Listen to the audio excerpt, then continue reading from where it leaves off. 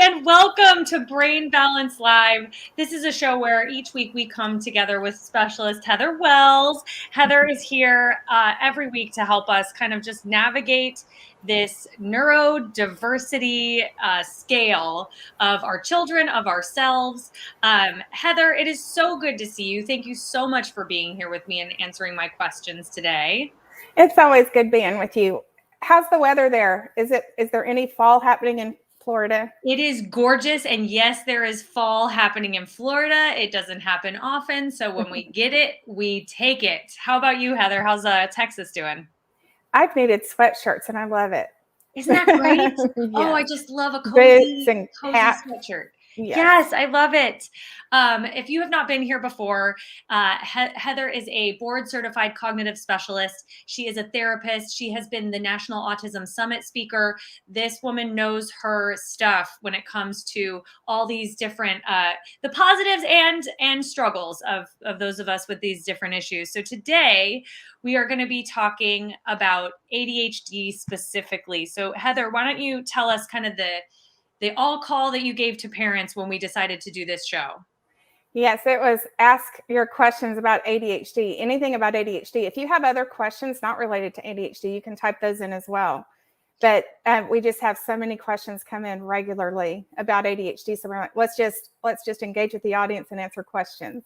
I love that. So today we're going to be answering some questions that came straight from you guys. And as Heather said, if you have any questions, type them in. If you're seeing this on the replay, you can type them in and we'll still get to them. Maybe they will spark an idea for another show. So any questions you have, please ask them. And Heather also keeps an eye on her DMs on @thehiddenchurn if you have any specific questions for her there too. So without further ado, you want to start with the first question?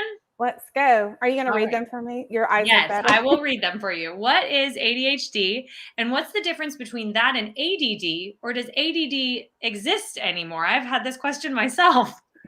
Yeah, that's a good question because used to, and there are two labels, attention deficit hyperactivity disorder, and then ADD was without the hyperactivity, and those still exist, but now they're both called ADHD, but it's type 1, type 2. If we had a whole show we were talking about this, there's even a third type, but just to stick with what we have here, the difference really is that with ADD, you often don't have the hyperactivity, and keeping in mind that hyperactivity is not always physical. It can be mental or emotional hyperarousal, but it's more about disorganized and focused attention. And this one can get missed more, I think, than ADHD, because these kids aren't necessarily getting in trouble in class, being disruptive. And so they're zoning out. It's more about tuning out than acting out, I would say. So they do exist, but that is the primary difference. Oh, interesting. But we do call everything now. Doctors are calling everything ADHD. Right. That's right. And they'll just tell you which type it is. I think most parents are going to already know. Yeah. Is my you know if your kid's bouncing off the walls or not. Yes. Right. Yeah, that's right. I love that. All right. What is our next question that we've got here? My child doesn't meet the exact description for ADHD. Do I have the correct diagnosis? Okay. So this comes from someone whose child is diagnosed with ADHD, but they're not sure that's right. I get this question a lot, and it's such a good one for so many reasons. Okay. First of all, I mean, we all are going to manifest our struggles and strengths differently because none of us is made up by one facet. ADHD does not define any of us or lack of. So it's important to keep in mind personality and how it's going to specifically relate to your particular child or you as an adult. Having said that, one of the problems with ADHD is there is not a definitive test that says, yes, it is ADHD. No, it is not. It is most diagnoses are made based upon a checklist of symptoms. Mm-hmm. And so parents might fill it out, teachers, whatever, check, yes, they're impulsive, yes.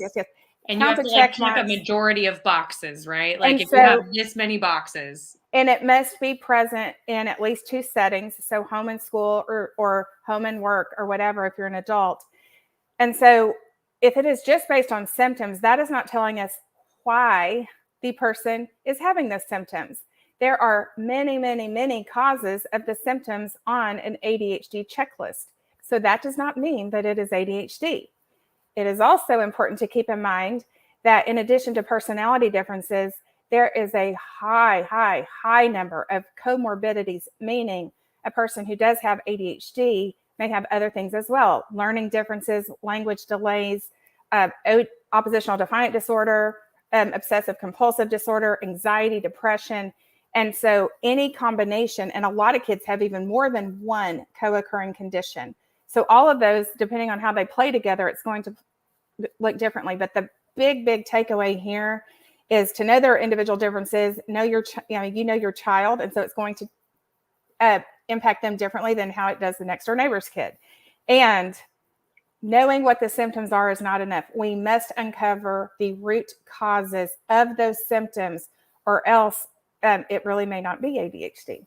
Yes. And I love what you said about the different diagnoses. Sometimes they go hand in hand, and that can be discouraging for us as parents. Like, oh, there's so much. And people will often say, like, oh, well, back, 20, 30 years ago, this didn't exist and blah, blah, blah. And you're like, no, I'm sure it existed.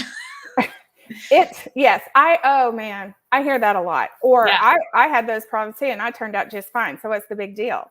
And we, need to just discipline them more or whatever. Right. Yes, this existed. The name, it went through different names, but the name that, as we really kind of think of it now, came out in 1986. It existed, but those kids were called lazy, unmotivated, the problem kids, the difficult kid. They just don't care. We can do better for today's youth. Yes, I love that. These are things that help us work toward a goal rather than things that should defeat us, right? Yeah, I mean, it's about quality of life. I mean, when I'm talking to individuals who say that, I'm like, I'm sorry you went through those struggles. What was that like for you? And I know you don't want your kids to struggle. I mean, you want them to have the highest quality of life possible. And we know better now. Yes. And so, and it also depends on, success and quality of life is not just about how much money's in your bank account. How much is your child churning? If there are things we can do that get them into automation mode, that frees up their cognitive capacity to handle the stuff that's meant to be tough, so they're not using it up on the stuff that you and I take for granted, right? Yes, so true. So there are comorbid conditions. There are also those that get misdiagnosed as ADHD that aren't. Like it can be auditory processing challenges. Do they have these struggles only when it comes to auditory information, or is it all the time? Visual perception and processing challenges are among the most overlooked, and they can look exactly like ADHD. It is 1% of the time maybe that families come to see us where they even knew really to even think about visual processing. And it's not their fault. It's just not out there as broad knowledge. Right. I love that. Okay. Thank you for that. All right. What is our next question? Let's see. Could my child's diagnosis change over time as they get older? What changes can I be on the lookout for? All right. Another great question. And this is one that I've been thinking about doing a show about across the lifespan. And I think I need to do an entire show on this one because there is a lot to say. But I will say that 90% of adults, 90% of kids who have ADHD will also have ADHD as adults. That's not to say there's nothing we can do to make things a whole lot better, because we can. But yes, the longer it goes, there's a higher and higher chance that anxiety, depression may develop. It's very important to know what's primary and secondary too. Okay. Tying this answer also to what we were just discussing on the previous question is some individuals have their primary, the most underlying thing is ADHD, and then they have secondary anxiety. Some have primary anxiety, secondary ADHD. That does impact how you go about taking care of it. But do know that those things tend to become more pronounced as you get older. If kids are having struggles with their peers socially, that is extremely predictive of long-term adjustment issues as an adult. There was a really interesting study related to this question that came out recently in the Journal of Attention Disorders. And what was unique about this study is most studies on ADHD are comparing those diagnosed with ADHD to those who don't have any signs of ADHD. This one was looking at ADHD and oppositional defiant disorder. And so it wasn't comparing the control population, they all had struggles. And what they found is that impulsivity, but not hyperactivity, is predictive of internalizing conditions as you get older, meaning anxiety, depression, those types of things. And with ODD, oppositionality was not found to have a link, but the irritability did. So even within the diagnosis, how they play out in this particular person can impact how much that plays a part. But a big takeaway here is that we should be doing screenings for anxiety and depression beginning in childhood if your kids are showing these struggles. Okay. All right. That's a really good note. I wouldn't think I always think of those types of things being diagnosed as you get older, but you're saying it is a good idea to screen them at a younger age. It is. Recently, I can't tell you how many families I've sat down with. This has always existed, but it's just on another level. How many kids have come in, they're as young as 8, or maybe they're teens or whatever, who have had multiple suicide attempts. We've got to start paying attention to the fact that mental health is at epidemic levels. Yeah. And the pandemic, in a lot of cases, did not cause the issues. They put a spotlight on them. In other words, as long as everything's going just right, maybe it's under the surface. It's just kind of brewing under the surface, and this brought it out. And the other thing to keep in mind is that the pandemic is an adverse childhood experience. I've done shows about ACEs, if you want to look back at those. Yeah. And it's not just about the pandemic's hard, and so during this period of time, kids are struggling and there was learning loss.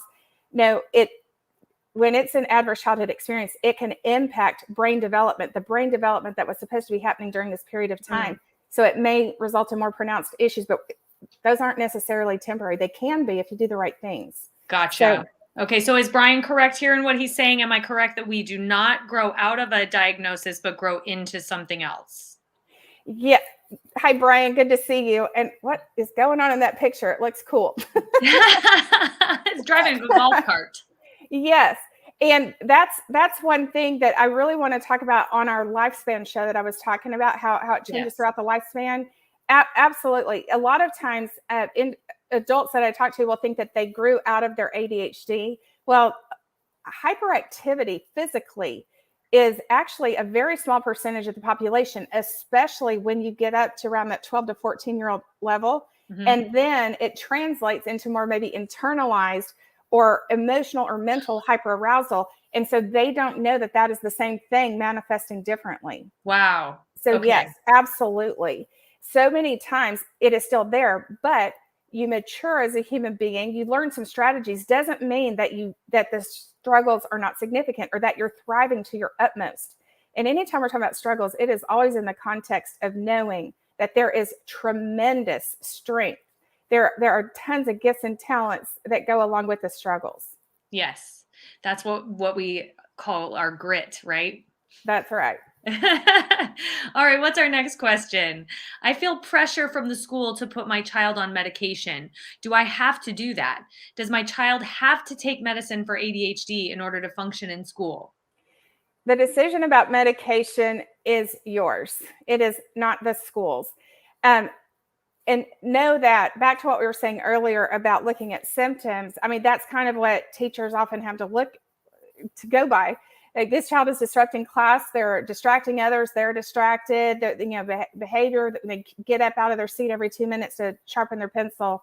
It may not be ADHD, even if you know they have ADHD, that is your decision. A lot of our families have tried medication and there were major adverse side effects to that, or they want to go with a holistic approach. That is your decision.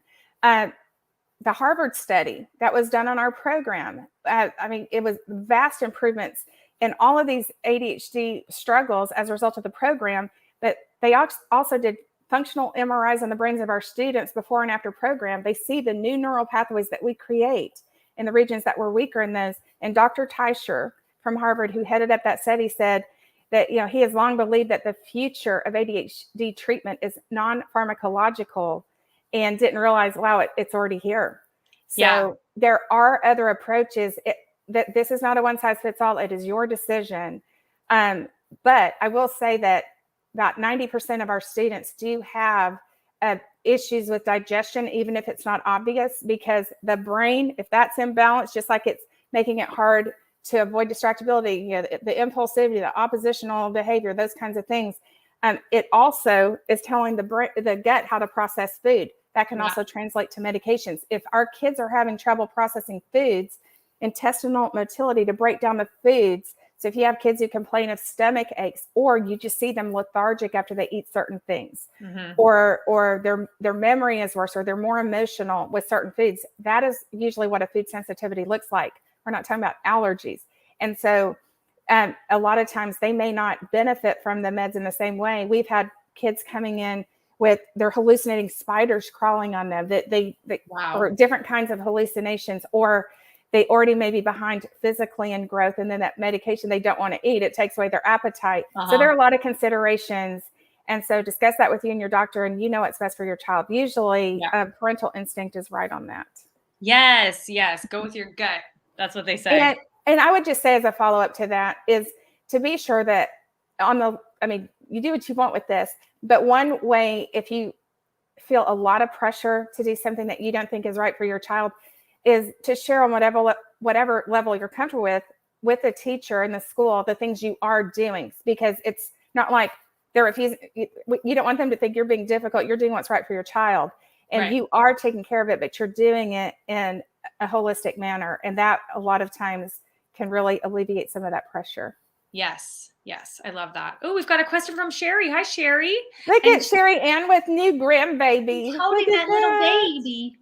My son was diagnosed with ADHD at an early age. He was medicated for about a year. He didn't like it, and neither did I. So we worked together and worked through without meds. Just a few months ago, after being in the Air Force for 11 years, he was asked by his commander if he was ever diagnosed, and is now back on meds as an adult. His choice. He's 30 years old. Yes, and that's what's great. I mean, and that's another thing I'll say. Thank you so much, Sherry Ann. Hi, Debbie. Good to see you. I love that. Depending on the age of your child, a lot of times parents have taken their kids off the medications because they didn't like how it made them feel. But my two boys, when I took them in, they were on ADHD medication, and they were zombies. And I mean, it just stripped them of personality. So as soon as I had the say, and whether and there were lots of reasons that I knew medication was not right for them. And so as soon as I had the legal power to do so, I took them off those medications, and their personalities just came out, and they just shone, Yes. And really, I'm not, if they had ADHD, it was mild. There were other things that were much more about what their struggles were. And so, he cried. Yes. And see, as an adult, talk through it with your kids. And if they're old enough, talk to them about what they think. Let them have a voice. And it is their body. I mean, you're the parent, and you can help steer the ship. But one of the most important skills that we can teach our kids is self-advocacy. And if they're telling you it makes them feel weird, we need to take that seriously. Weird how? Not in a questioning way, like, what do you mean? But really interest seeking and understanding seeking, because there are many components of what gives us the highest quality of life. And as you get older, and it's also can be very hard to adjust medications when kids are growing up, titrating medications, and it's just always changing what works. And then the brain has to just keep adjusting to those things. Whereas as an adult, some of those things level out, and they may not have some of the same issues with it that they had when they were younger, and when hormones are flip-flopping with puberty and everything. Yeah. Okay. All right. Good. Just keep an eye on it. Do what you feel. Thank you, right. Sherry Ann. I love that. All right. I've heard I can give my ADHD child a half a cup of coffee in the morning to help them focus. Is this true? Can you? Yes, you can. But I'm just kidding. You got to be careful. Okay. I'm going to say, if there is a huge test today that really matters or something, I'm not about to teach you the test, but passing tests is part of getting through school. Maybe I would not make that a habit, because caffeine can be very addictive, and those with ADHD are much more prone to have addictive tendencies. One of the reasons for this is that in general, those with ADHD have less dopamine production naturally. And so that is a reward chemical in the brain that helps us sustain focus. And so then they seek that stimulation in ways that can be very addictive. Also, because caffeine is a stimulant, It can interact negatively with stimulant medications. It can increase insomnia, anxiety. It can really get the fight or flight response going. So a lot of things to be aware of on that. But on occasion, depending on what are the stakes of the day, but I would not make a habit of it. And I certainly would be sure that they're not having caffeine any more than like early to mid-afternoon. Yeah. In general, everyone's unique. There's not a one size fits all. And also, I would just, while we're talking about things to limit, MSG and sodium are also good things. Yeast extract often has MSG in it. Sometimes MSG is hidden on labels as something else. There are a lot of studies showing that sodium is often high. It's related to higher ADHD index scores. And wow. Okay. I would have thought about sodium. I would not have thought about MSG. So thank you for that. Holy cow. Okay. Are there any vitamins or supplements that help with ADHD? Yes.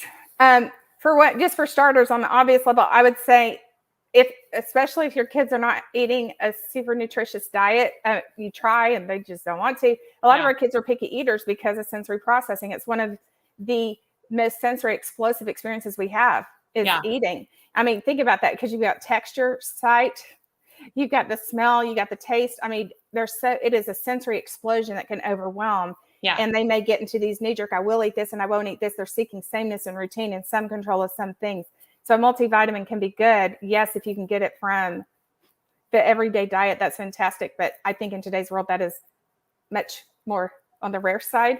Yeah. But vitamin D in general is something to consider.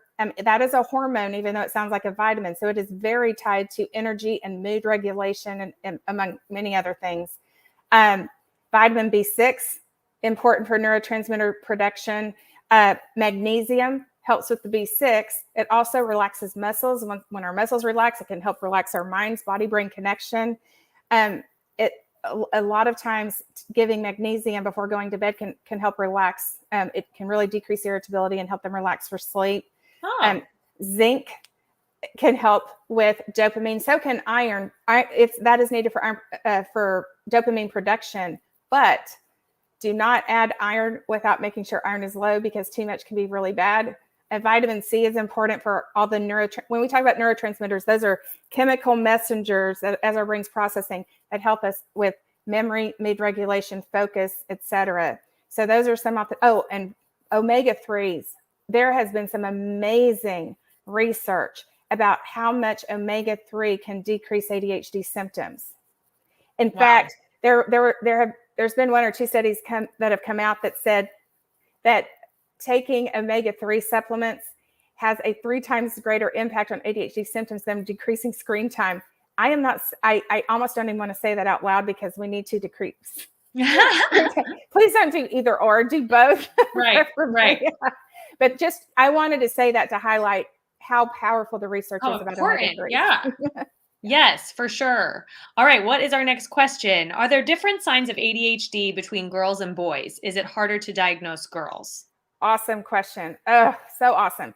It is believed that a pretty equivalent number of girls have ADHD as boys, yet there are only half as many referrals and 3 times more boys are diagnosed with ADHD than girls. And this is for a lot of reasons. Back to the first question about the difference between ADHD and ADD. More girls tend to have the type of attention deficit hyperactivity disorder without the hyperactivity. Mm-hmm. And so because they're not as disruptive, because they may have some aggression, but not on the level boys do, there's usually fewer conduct disorders. It can get missed. Another thing about this is, for the longest time, the diagnostic manual said that these symptoms must be present before the age of 7. And then it changed to must be present before the age of 12.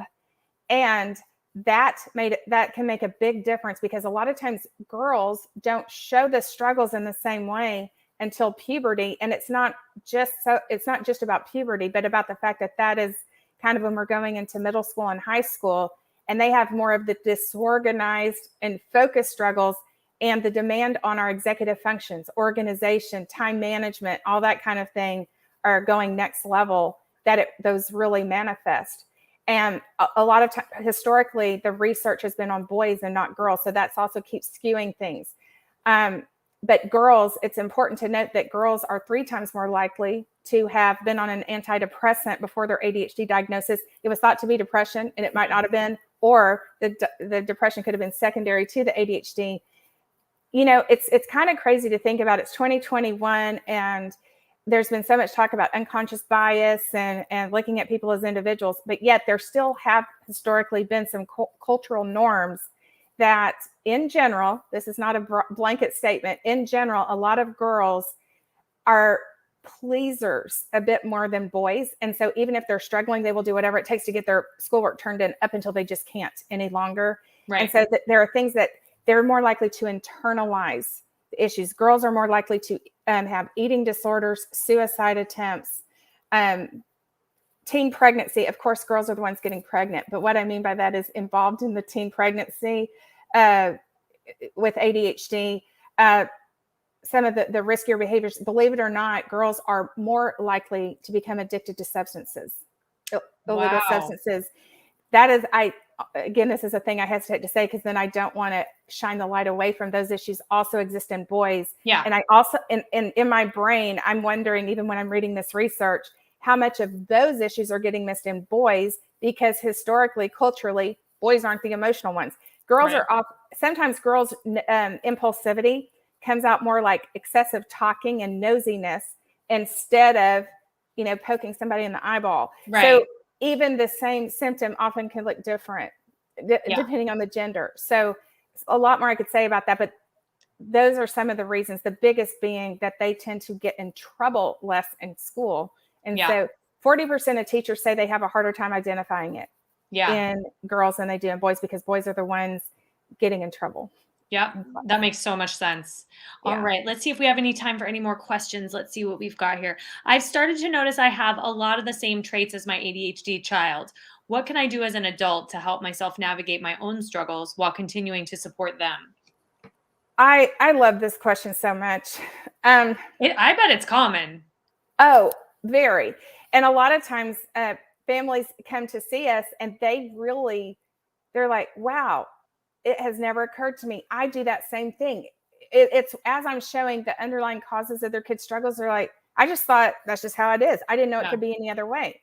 And so that I get that because just like when I was blind and had equilibrium issues, I didn't know my life experience was different from everyone else's. Right. Although I was fascinated at how people find things. But stuff like that. Why does no one else spill something at every meal? That's cool. But anyway, I love this question because it is very important to also focus on yourself. Self-care is childcare. I did an entire show about self-care.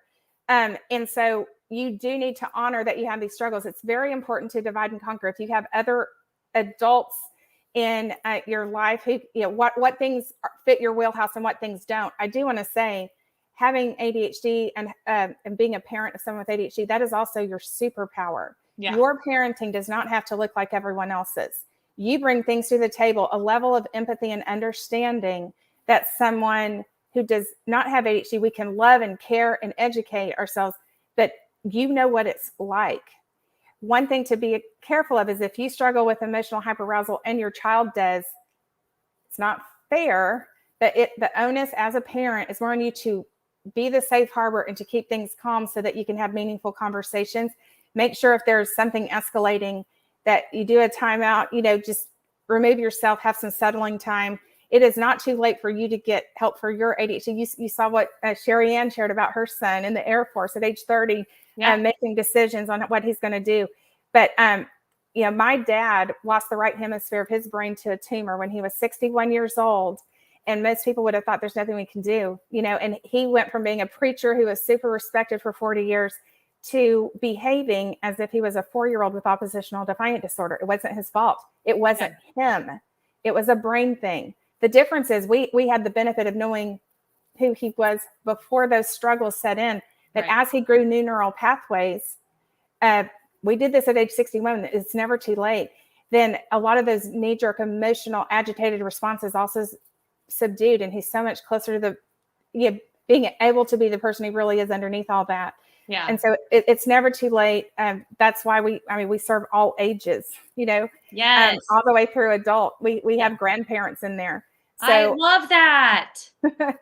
Oh, that's amazing. Yeah, I do too. It's, we've known about neuroplasticity in the research since the 1950s, but even when I went to grad school many years after that, but also many years ago, I was still being taught, like, your brain is set by the age of 14. It's not true. Yeah. And now we absolutely know that. Dr. Thomas Enzel, he was the former director of the National Institute for Mental Health. He spoke at Stanford in 2012, 2014, and he said, we've got to catch up to what science is telling us. It is about brain connectivity. We know how to grow new neural pathways in the brain. And it's not just about growing new healthy pathways, ways of processing emotions and behaviors and schoolwork and relationships. The brain wants to be efficient. So as we grow these new neural pathways, the brain also starts pruning away these maladaptive responses that aren't serving them well any longer. So some of these knee-jerk responses don't have to continue to be things you fight all the time. Yes. But do take time for yourself. Self-care is different from self-maintenance. And so do things that are energy begetting for you. Talk, what are things that are in your wheelhouse? What are things that aren't? Be honest with your kids about your struggles. They are going to respond better to you because they know you understand and you're not perfect than if you were perfect and you are the perfect parent for them. Yes, 100%. That's the hardest part, right? Like the patience level it takes to keep yourself in that healthy mindset. So it's so important to be thinking about yourself as well. Yes, absolutely. All right, we have one final question, and this actually looks like the opposite of what we just talked about. I am so different from my child. Right. I sometimes have trouble empathizing with my child's struggles because they seem nonsensical to me. How can I better understand them? The absolute best thing you can do is to ask them questions about what it's like for them and then listen. That's first and foremost. And if they are at a developmental level where they can do so, you can, and if they have trouble coming up with the words, you can read social emotional books. Y'all know freespirit.com is one of my favorites for that. So many relatable. You can also go to Publishers Weekly and type in.com and type in topics, and it will pull up book lists, or go to Amazon and do the same thing. They have book lists by category. And sometimes that concrete story, you ask questions about how your kids relate to the characters, what they think about that. Have they ever felt like that? That will help give them, it doesn't feel quite as overwhelming of a question, and they can tell you how they relate to those characters. You're making a very abstract thing concrete for them, which can be very helpful for those with really any of our kids, especially with neurodiverse struggles. You know, an analogy that pops in my head aside from that is to think about, we're talking about neurodiversity. Think about if you've ever visited a foreign country, or think about what it would be like if you did. You go there, your brain is just fine, right? But you don't speak that language. You don't know the culture. I can tell you, when I went to Europe, I read a book from Rick Steves. He's, by the way, if y'all are going to Europe, check out Rick Steves. He has amazing books. He's like this world traveler. But I'm like, okay, I'm going to be on trains. I'm not going to be driving. I have to validate my ticket. What does that mean? I know what the word validate means, and you have to do it twice. And I also would think I'm going to go to this place, and it's the middle of the day and it's closed because it was siesta time. We live in a country that is open too much. Right. Yeah, we're go 7 days a week. Yeah. And they're like, we work for a couple hours. Here's a break. If you go the wrong month, everything's shut down because it's holiday this month. No wonder the flight was so cheap. All right. So I think that is a great analogy to think about. You are very capable, and yet you are living in a world that is not in keeping with how you are designed to operate. That is neurodiversity. Now, and you're going to have some struggles there. Our kids are neurodiverse, and we're trying to fit a square peg into a round hole. You're neurodiverse, but fit into the norm, whatever that means, because we're all different. But you know what I mean by that. Yeah. And so that is, I think, a really good analogy to think about. But talk to them, or think of a difference between you the first day on your job versus a job you've been at for years. When we're doing things, or your first day driving versus what you are as a driver decades later. Yeah. It's not just about, can my child do X, Y, Z, yes or no? To do so, are they churning? Are they in automation mode? Yeah. We have this much capacity. The more they're churning, the quicker the capacity gets filled and I have less space for focus, controlling emotions, impulse regulation, etc., before I'm up to here and having those difficulties. So those are some analogies to kind of, I think, put it in perspective. Yeah, I love that idea of like making it relevant to you. So thinking of yourself as someone in a different country, or also the book lists. That's such a great idea. What kinds of things do you search on Amazon if you're looking for like a specific book? I mean, really, if we're talking about ADHD today, I mean, put in characters where the main character has ADHD. You can put in what you can do that specifically. Okay. But just on a different topic, I mean, social emotional books are good all the time. Yeah. You know, if you've had a death in your family, you can put that in if you want to know how to talk about that with your, but yeah, there are, I also on my page, probably a couple of weeks ago, I put a book list of, that have characters where the main character has dyslexia or ADHD or something else. And a lot of those are book series. Yeah. But it's just a really great way to connect with kids. And the reason I like the Free Spirit books is because not only are the books themselves fantastic, but they all have discussion questions and activities that really kind of get deeper understanding and deeper kind of conversations going. That's a great idea, because we've got a holiday coming up that, you know, maybe we could buy some of these as gifts. That's right. That's right. I love it. If you want to connect with Heather, as you can see, her handle there is @thehiddenchurn, and you can send her your questions or topics that you'd like us to talk about. Also, here's all the brain balance centers that are under Heather's wing, and you can call any one of them to get an assessment for yourself, for your child. You know, really, they're serving everybody. So make sure you write down those numbers. Thank you, Sherry Ann. Thank you, Sherry Ann, and congratulations on the new addition to the family. Yes, I love that photo. Yes. All right. Well, we will see you all next week at the same time. Thank you so much for joining us. We'll see. Oh, do you have any other lives that you want to tell everybody about? Yes. Dr. Brian and I will be back Thursday at 3:15. Our time has shifted just slightly. It was 3:35 on Thursdays, and now it's moved back just a little bit to 3:15, and we'll be back on Thursday. Perfect. All right. Make sure you check that out, and we will see you guys next week. Thanks so much, everyone. Heather. Have a great week. Thank you.